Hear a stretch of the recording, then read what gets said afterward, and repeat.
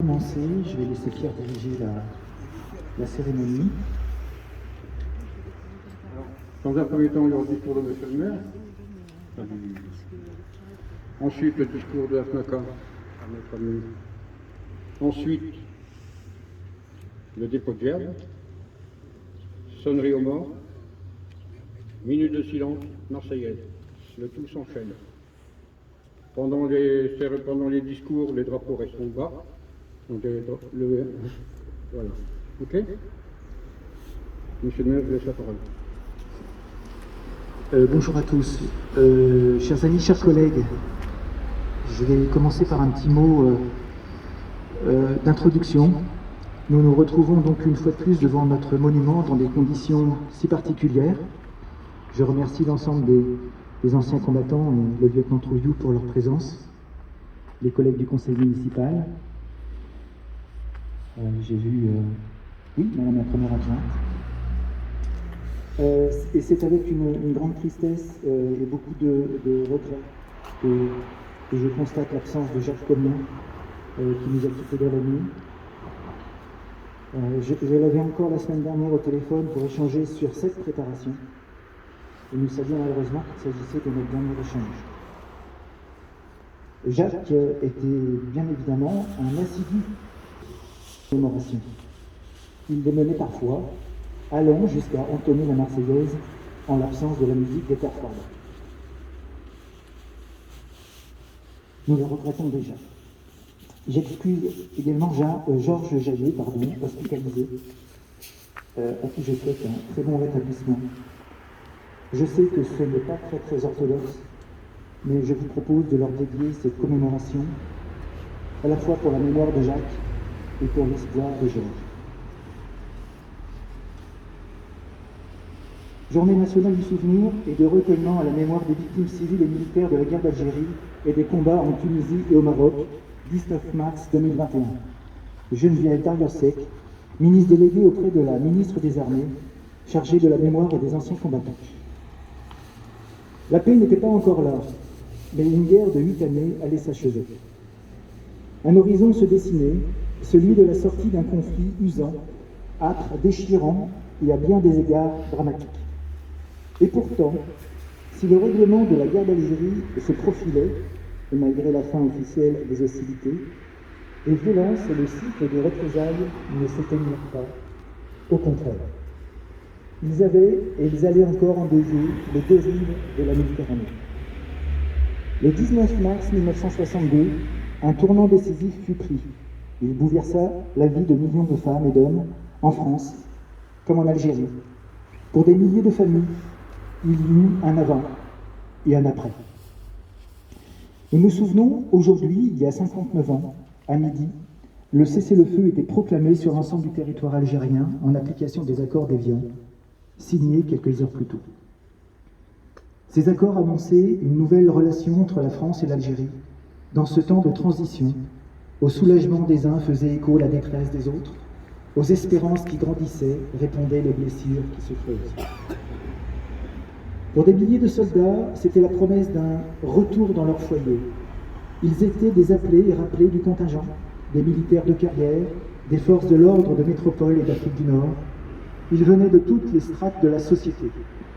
Près de 30 000 d'entre eux avaient été tués, près de 70 000 blessés.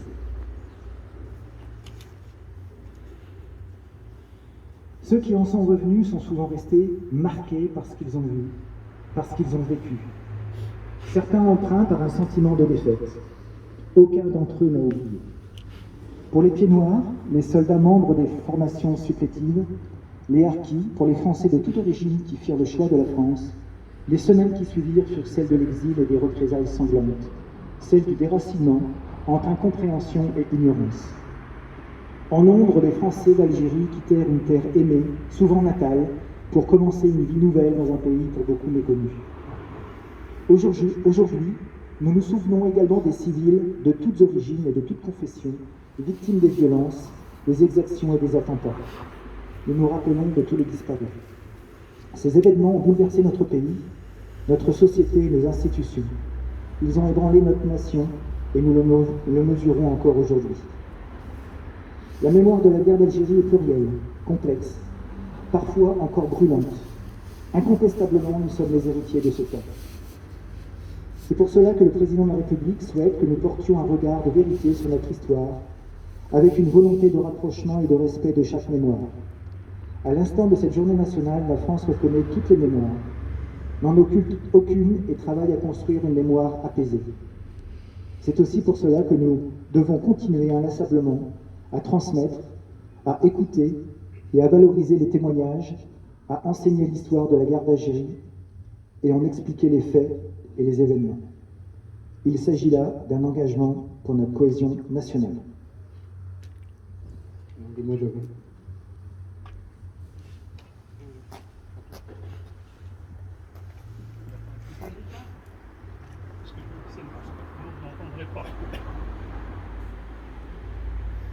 Je vais vous lire le message du 19 mars 2021, édité par NACA. En ce jour anniversaire du cessez-le-feu, qui mit fin officiellement le 19 mars 1962 à la guerre d'Algérie, souvenons-nous. Unis dans l'épreuve, meurtris par une guerre qui a détruit leur corps et troublé les esprits, les anciens combattants Algérie, Maroc, Tunisie honorent la mémoire de leurs 30 000 frères d'armes morts pour la France. Dans la simplicité et le recueillement d'une cérémonie empreinte d'émotion, ils affirment leur détermination, ne jamais oublier.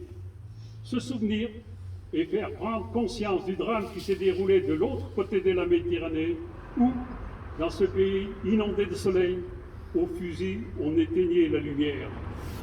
Se souvenir de cette douloureuse page de notre histoire commune, dont les plaies sont encore vives en France et en Algérie, s'est arraché à l'ignorance. Ce savoir y puiser les leçons pour prémunir les jeunes et futures générations de la pauvreté, de la guerre et de la misère. C'est agir pour un monde plus juste, plus solidaire, plus fraternel, dont dépend l'avenir de l'humanité. Nous affirmons aussi notre volonté de contribuer à tisser le fil conducteur de l'histoire pour une écriture de vérité sur la guerre d'Algérie, à leur enseignement dès l'école pour mieux les appréhender. C'est aussi exprimer notre volonté de réconciliation et de paix. Aujourd'hui, les enfants de France, dont certains sont proches de nous, sont engagés à plusieurs théâtres de l'opération extérieure. Nous saluons l'engagement de ces forces vives du monde combattant. Nous honorons la mémoire des jeunes frères d'armes dont la disparition dont nous incliner un devoir de mémoire et de vigilance. Ensemble, veillons à tisser et préserver un lien intergénérationnel si précieux afin de se faire entendre pour un avenir de paix. Pour le comité national, Serge Rouault, président de la commission Mémoire et Histoire. Merci.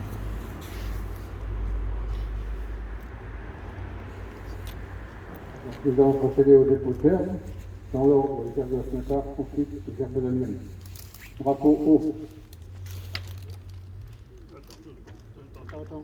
Attends que les drapeaux soient hauts. Dépôt de gerbe.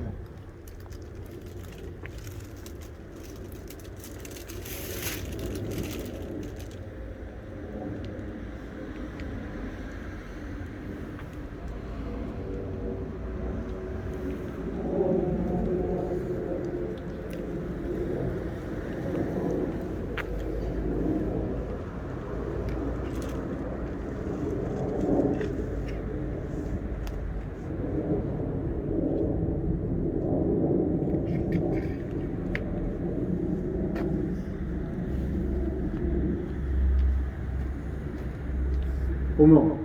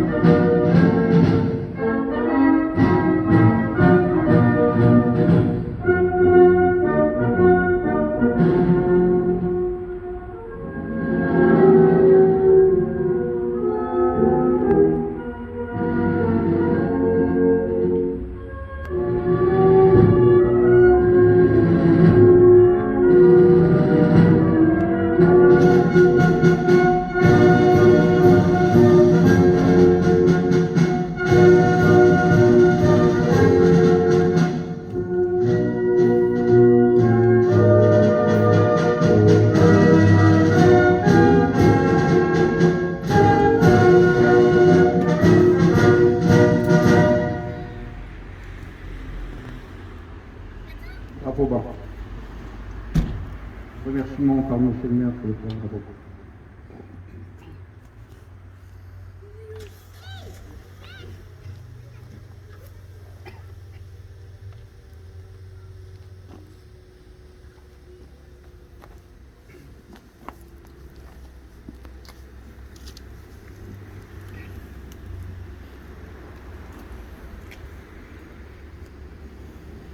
Bien, merci pour votre présence. C'est la fin de la cérémonie. Malheureusement, nous pourrons conclure avec le verre de l'amitié. Merci, puis une prochaine fois. Portez-vous bien.